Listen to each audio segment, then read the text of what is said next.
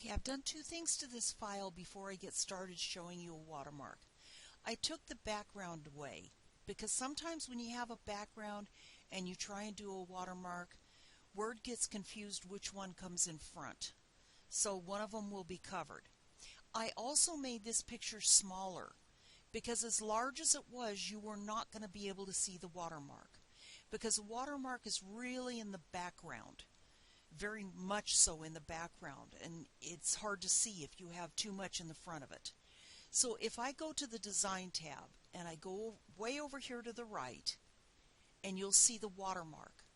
And the traditional watermarks are something like confidential, if you have something you don't want a lot of people to see, or do not copy. So if somebody tries to copy it, that's there and they won't get away with it. Or draft if it's not a final. Or sample, something like that. You can put a traditional one on there. I'm going to do draft. See how those letters are in the background of this? And normally what Word does is it centers that watermark right in the center of the document. You can customize it if you want. You can play with it if you really want to. Now, in order to remove that watermark and create another watermark, you go back to the watermark link, click way down here at the bottom, and click Remove Watermark. So we can start over, because I want to show you a more creative watermark. If you go down here again to some of the options, you can go to office.com and you can see if there's more watermarks available. Right now I'm getting a message right here that says no online content available. Or you can do a custom watermark. And I want to put a picture in the background. And I thought it might be nice to have a barn. So I'm going to type barn in here. And I want a pretty simple one. I don't want a busy picture because I've got a lot going on in this already. So I'm going to choose this plain one. You'll see there's others over here I could have chosen. But I want to do just this plain one with some color in it. So I click Insert. Once I choose it, I click Insert. And I'm going to leave this scale to auto, and I'm going to leave this washout. I'm going to show you in a minute. Do not click OK at this point. Click Apply so you can see how it looks in the background. See it there in the background? Once again, is it at the middle of the page? But if I want to make it larger, if I click this and go to 200%, click Apply,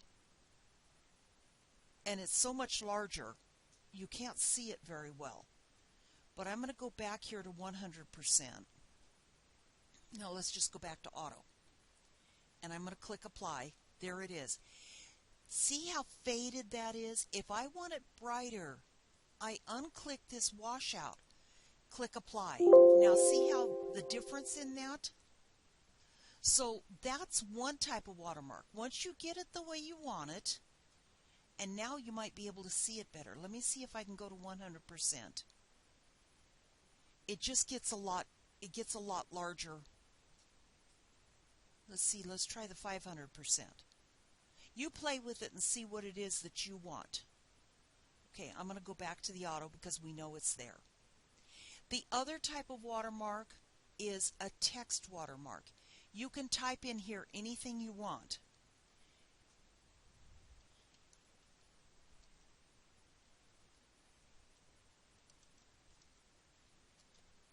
Okay, I'm going to type alpacas are fun.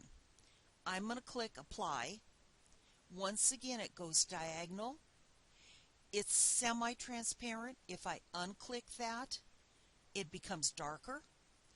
I can do it horizontal. I like it diagonal. I can change the color. I've got some red. How about if I change it to red and diagonal? But see, it's all in the background here. So that's in the size. You can change the size of the print. See how that's much smaller? Oops, clicked on the wrong one. I'm sorry. If I click 120 point, that's much larger. You can change the font size, the font type. So if you want to change the font, one of them that I like is Cosmic Sans. Oh, That's off the page, so I'm going to have to go smaller. Click apply. I'm going to have to go a little smaller. There. Now you can see it. Now let's look at that. It's not liking that. So let's see if it is the size.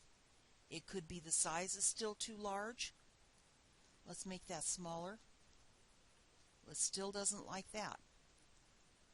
So what you're going to have to do is you're going to have to play with this and see what is going to work for you. You keep playing with it. And I'm going to close that out because there we go. So I have that. There's my watermark. Okay, and now once again it's in the middle of the page. So you can from here, now let's try this now and see if I can put a page color on there. Now that I have my watermark on there, I can put my page color and I can put my page border back to those hearts wherever they are. There they are, the hearts, because I love those alpacas. Okay, so now I can have it. You really have to work with this to see which way, if something doesn't appear here, you have to work and see which order you can put them in. Okay, bye.